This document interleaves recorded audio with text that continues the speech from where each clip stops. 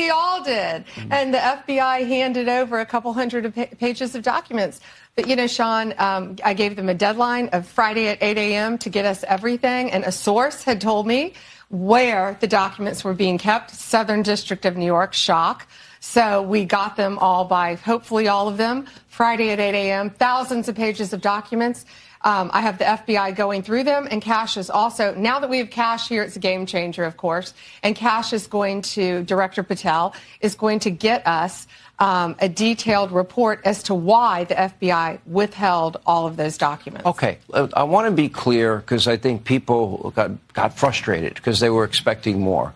You were expecting more, and you didn't find out less than 24 hours before the release. You got a whistleblower that confirmed that there were way more documents that they were supposed to turn over, and then you found out just before that. Well, sure. And you're looking at these documents going, these aren't all the Epstein files. You know, there were flight logs, there were names and victims' names. And we're going, where's the rest of the stuff? And that's what the FBI had turned over to us.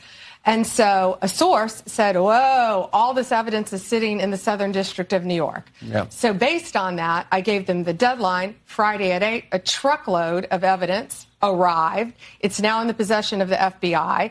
Kash is going to get me and himself, really, a detailed report as to why all these documents and evidence had been withheld.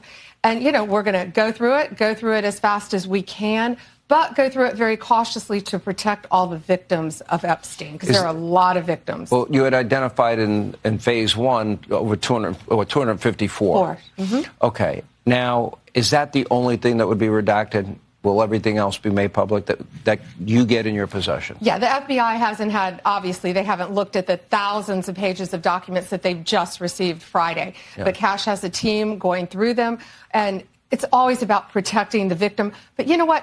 We believe in transparency, and America has the right to know. The Biden administration sat on these documents. No one did anything with them. And why were they sitting in the Southern District of New York? I want a full report on that. You know, sadly, these people don't believe in transparency, but I think more, unfortunately, I think a lot of them don't believe in honesty. And it's a new day, it's a new administration, and everything's going to come out to the public. The public has a right to know. Americans have a right to know. And that goes the same with the JFK files, JFK, RFK files, Martin MLK? Luther King. Yep, absolutely. Mm-hmm. What are the things that, and maybe some people don't understand the need to redact. In the case of a victim, that should be pretty obvious to people. What are the other things that maybe you'd have to redact?